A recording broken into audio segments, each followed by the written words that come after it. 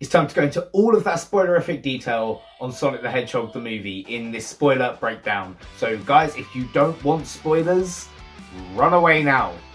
I've said spoilers enough times now. Spoilers.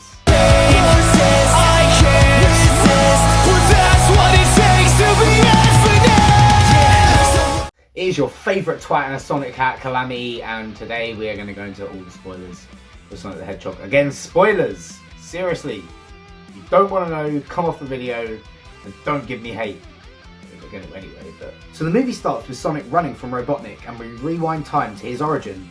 I loved this part of the movie as we see baby Sonic speeding through Green Hill, explaining how he was raised by an owl named Longclaw, who seeks to protect him from people trying to steal his powers. This is when he's hunted by the goddamn Echidna tribe! What? Who kill Longclaw as she teleports Sonic to our world through a ring. Rings act as teleportation devices for advanced cultures throughout the universe. It's a change I don't really mind. A deviation from the source material that works within the narrative of the movie. Sonic takes a bag of rings with him in case he needs to escape again and crash lands to Earth. From here we deal with more serious themes when it comes to Sonic and his loneliness. He's fascinated by Earth and the inhabitants of the small town of Green Hills, but can never interact with them due to his fear of being hunted for his powers. He follows James Marsden's Tom around town, dreaming of the idyllic family lifestyle.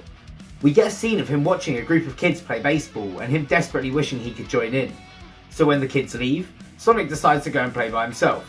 It's here he talks about his loneliness and frustration, which leads him to running so fast he sends out a blue energy surge that wipes out power across the continent. Yeah, I really like the idea of Sonic getting pissed off and causing his own problems. That's, you know, just relatable. It's then that we're introduced to the gold ring of this movie. Dr. Robotnik, played by Jim Carrey, who commands an army of innovative egg-shaped drones. He is tasked with finding the cause of the energy surge, and quickly finds a blue quill belonging to Sonic, which is imbued with the blue lightning energy Sonic has been using throughout. Sonic runs from his small little cave den thing, and ends up in Tom's garage, which leads to this iconic scene. Sonic attempts to throw a ring to escape, picturing San Francisco as he sees it on Tom's t-shirt. Tom then tases Sonic as the ring closes behind him and his little bag of rings is teleported on top of the skyscraper in the city. Robotnik then turns up at Tom's house to find Sonic, and after a brief confrontation, Robotnik is punched and the two set off to escape. Following some mild, cute, fluffy persuasion, Sonic and Tom sail to San Francisco to retrieve the rings and get Sonic back to his next destination, a planet filled with giant mushrooms. It's Mushroom Hill Zone, guys! They stop off at a petrol station, and Sonic's curiosity gets the best of him, as they enter a bar despite Tom's reservations. Sonic rides a mechanical bull, tries his hand at darts, and the two discuss their bucket lists. It's so strange to think of Sonic the Hedgehog talking about his bucket list, and yet in the context of this movie, it works perfectly, because he knows he has to leave and feels like he never truly got to experience Earth the way he wanted to.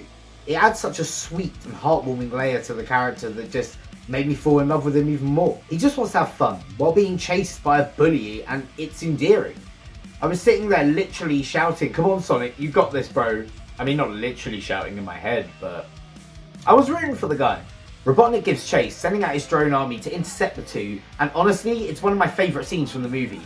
It really shows off the chemistry between Sonic and Tom and features the legendary spin dash. I know we saw it in the trailer, but I was grinning so much at this scene. Sonic is an excitable teenager, and this scene really cements that. He's over the moon to be going on this road trip with Tom and is just so happy. I really love it. After a narrow escape involving Sonic getting blown up and being on his deathbed, Tom races to his wife Maddie's sister's house in order to get a new car and get her veterinary expertise. I'll be honest, I really didn't like the character of Maddie's sister. She has a problem with Tom for no apparent reason, and I just sat there thinking, you're an abusive asshole. Sonic wakes from his knocked out state and proceeds to receive his iconic red shoes from Maddie's knee. I mean, I genuinely teared up at this. It's a beautiful moment as Sonic is so happy to receive a gift, and my god, sorry, it's happening again. I need 5 minutes. From here, Maddie, Sonic and Tom head to San Francisco and climb to the top of the building where Sonic's rings fell.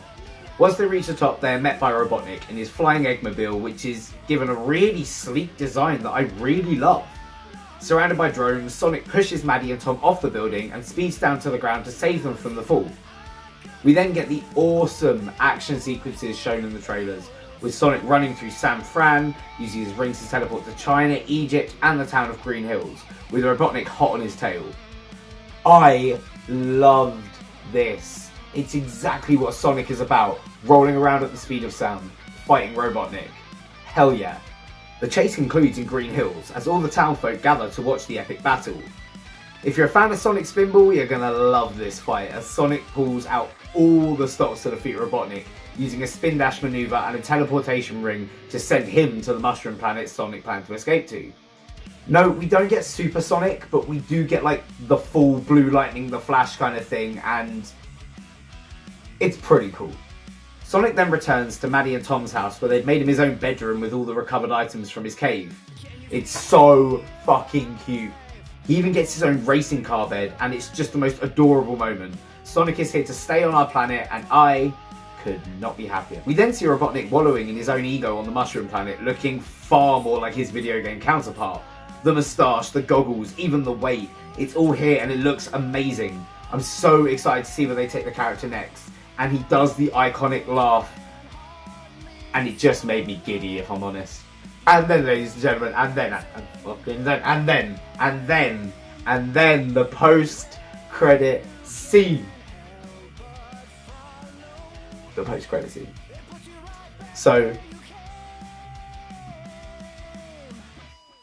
a ring opens, and we hear a very, very, very familiar voice. And he's got a radar, and he's trying to track down Sonic, and it sounds like he's possibly talking to somebody through a headpiece. Or maybe he's just talking to himself and recording it.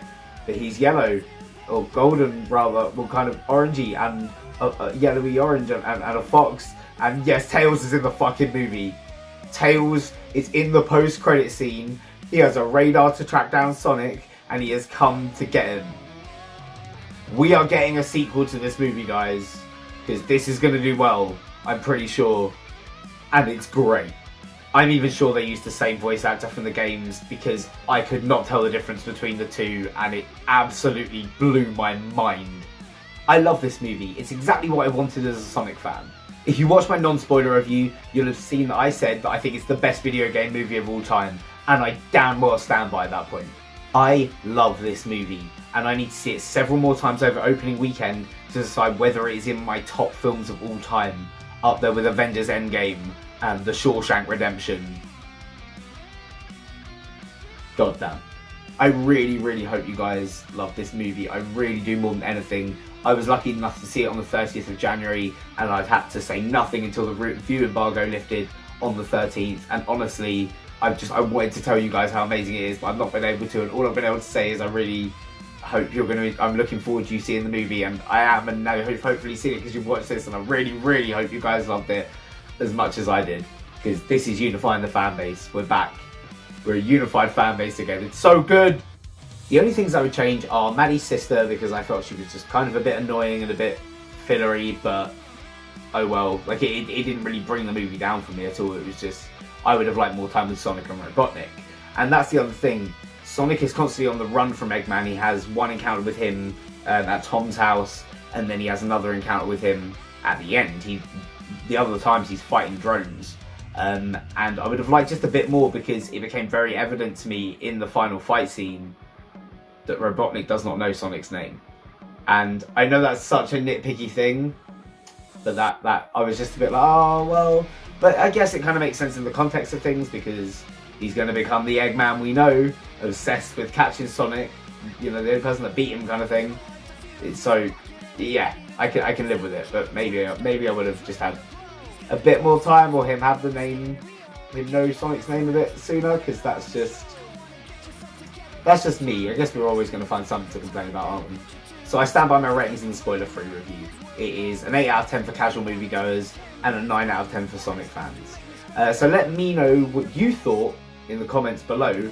I'm giving away a Sonic the Hedgehog cable guy. I'll be announcing the winner next week.